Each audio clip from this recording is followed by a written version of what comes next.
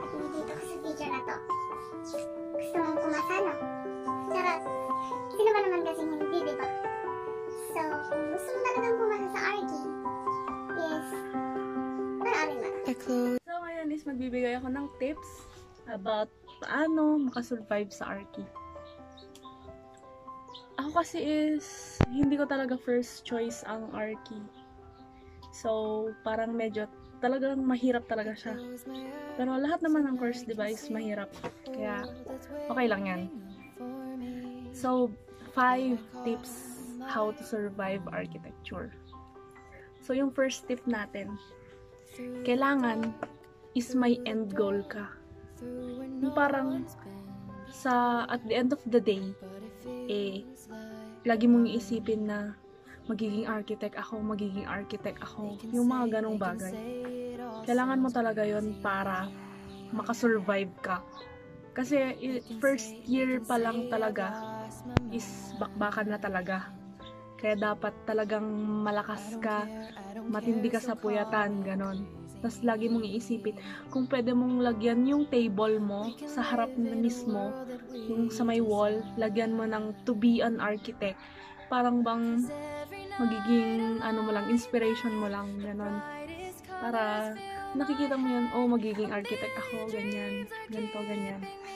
So yun yung first step. Take architecture with an end goal. Pero ang RK nga ba is childhood dream mo nga ba talaga? Kasi ako is teacher talaga. Teacher talaga yung gusto ko nung college ako. Tapos as in on the spot lang talaga yung course ko na yan na RK. Pero ngayon is graduate na batch 2020. Second is expect that the journey will be difficult. Siyempre, sa college is lahat naman talaga is mahirap naman talaga. Kaya talagang puro tuldok lang talaga siya. Bala ang ginamit ko dyan is 0.5 na Tech 10. 0.5 tapos, syempre yung mga maninipis, mga 0.1. Huwag niyong gagamitin yung 0.1 sa stippling kasi ang 0.1 na Tech 10 is madaling masira. Bale, sa stippling is, ayan. Ayan na siya. Nakabuo na ako ng ganyan. 1 week ko yata ang ginawa ito noon. Tapos, deadline na bukas. Umiyak talaga ako. Kasi hindi ko pa siya tapos. Buti nandyan yung mga friends ko na tinulungan ako sa stippling. So, next is, ang maganda kasi sa RK is, yung pag may exam kayo, syempre, di ba, nakakaano ang written exam. So, sa RK is, magbibigay lang sila ng mga exam plate, tapos, yun na lang yung tatapusin mo, yun na yung exam nyo. Bali, yun yung magkagandahan sa RK. Ang problemahin mo na lang dyan is yung mga minors, gano'n. Syempre, hindi lang sa minors din. May mga majors din kasi na writing din yung mga exam. Sa mga lang, design, visual tech, yung mga drawings lang talaga. Ganon sila nagbibigay ng exam plate. Exam plate is mga drawing. So, eto, exam plate namin to noon.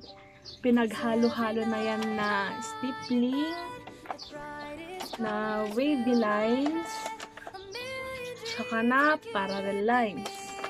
Bale, yun yung pinaghalo-halo namin para mabuo itong exam plate namin na to. Bale, itong exam plate namin na to is 38/50 ako dito. Ayan, medyo magulo na din siya kasi ang tagal-tagal na talaga nito. And then, ayan, pag nakikita niyo naman yung mga detail. Ito, iniyakan ko rin to, guys. Kasi hindi ko alam kung paano siya uumpisahan. Ito siya, dito ako inumpisahan noon, hanggang dyan. Tapos hanggang dito pa lang yung nag-drawing ko is talagang umiyak na ako.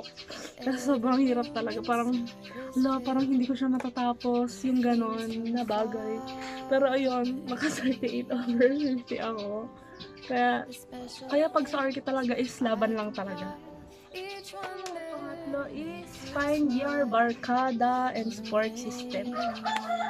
Ako kasi is talagang yung mga barkada ko is mga lalaki lang talaga. Hindi naman sa lalaki, may mga friends din akong babae, pero more on pag sa RK kasi is karamihan lalaki talaga. Kaya yon, parang na-friends din ako sa mga lalaki noon. Kaya puro lalaki talaga yung barkada ko.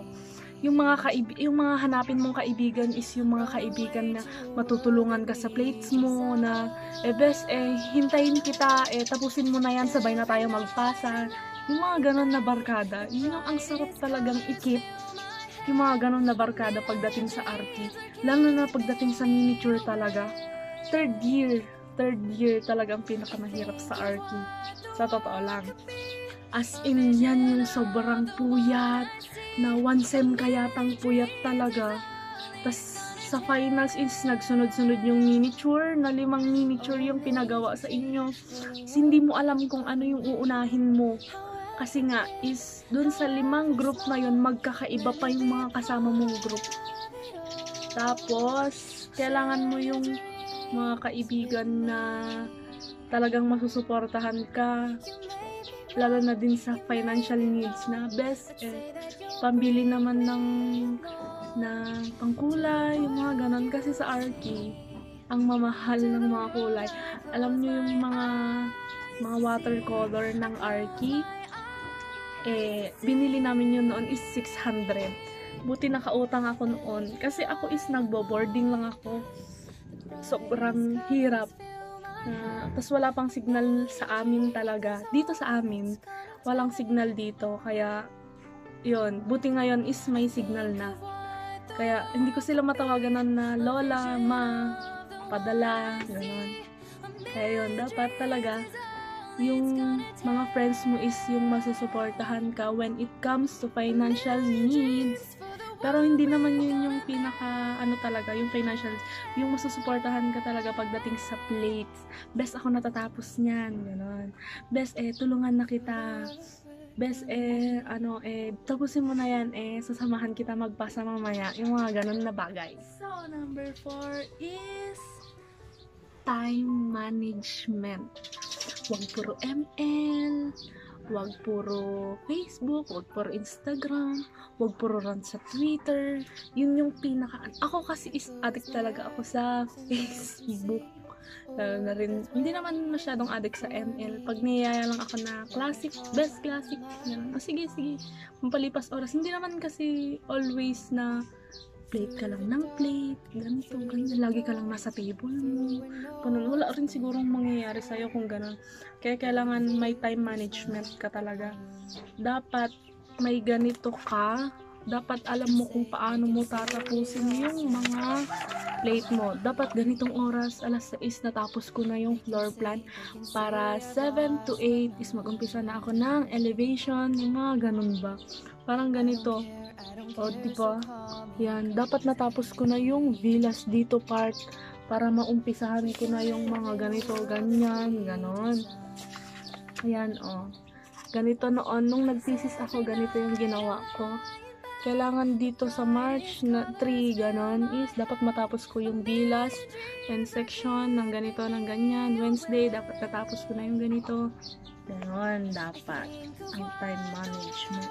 Dapat alam mo kung ano yung ginagawa mo.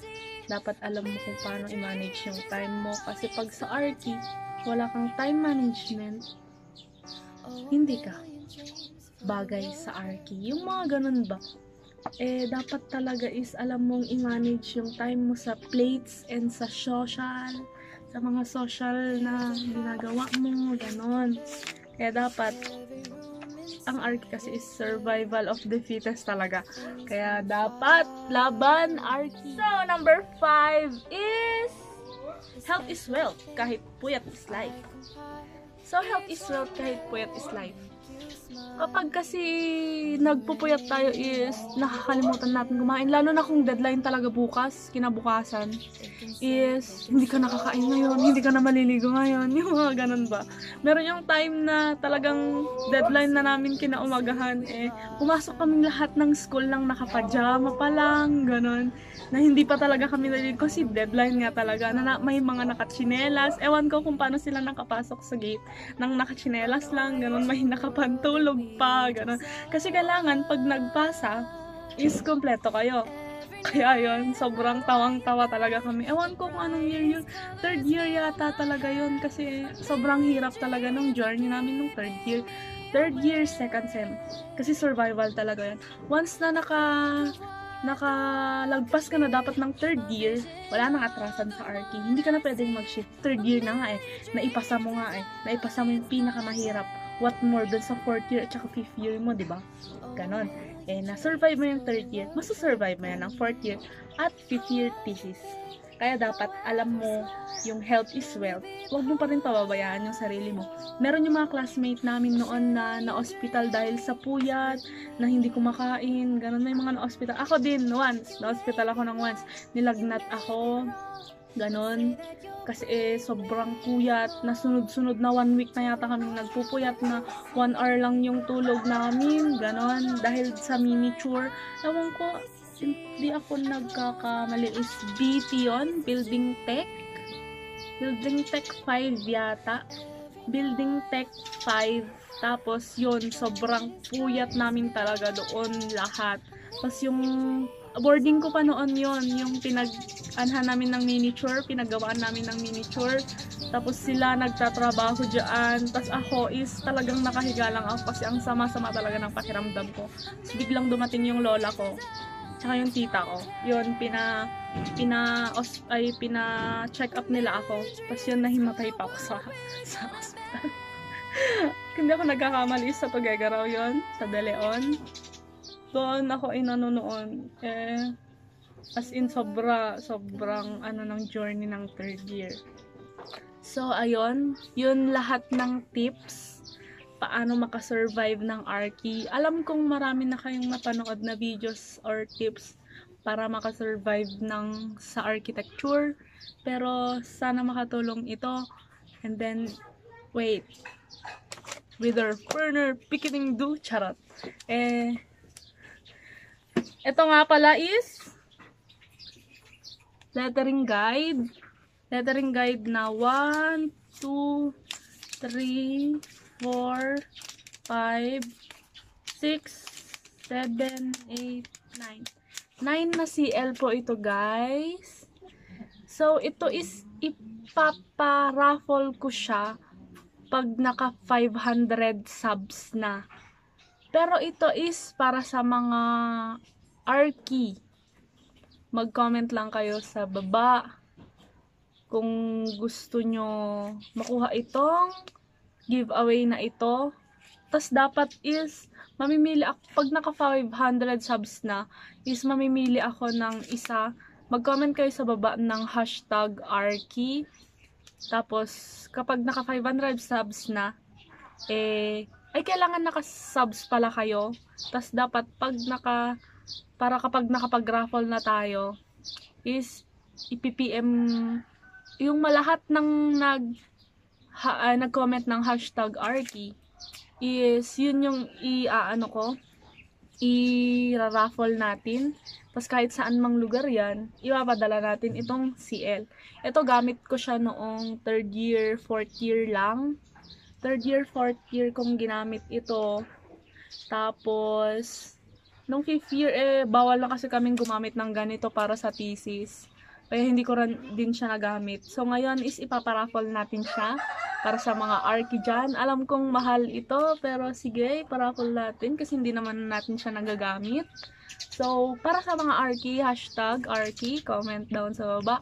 And then, para naman sa mga hindi Arky, is sa next video na lang tayo yung giveaway nyo pag naka 500 subs. Kailangan po naka 500 subs kayo, ay naka 500 subs po itong tong page na to.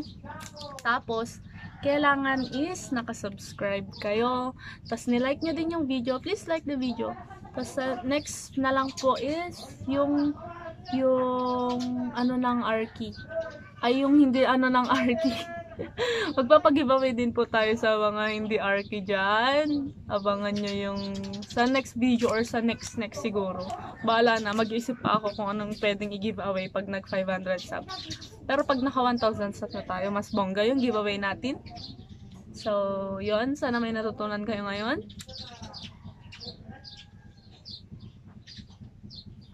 Yun, wala lang, tamang pa-cute lang. So yun, sana may natutunan kayo. Please like, share, and subscribe. Laban, Arky.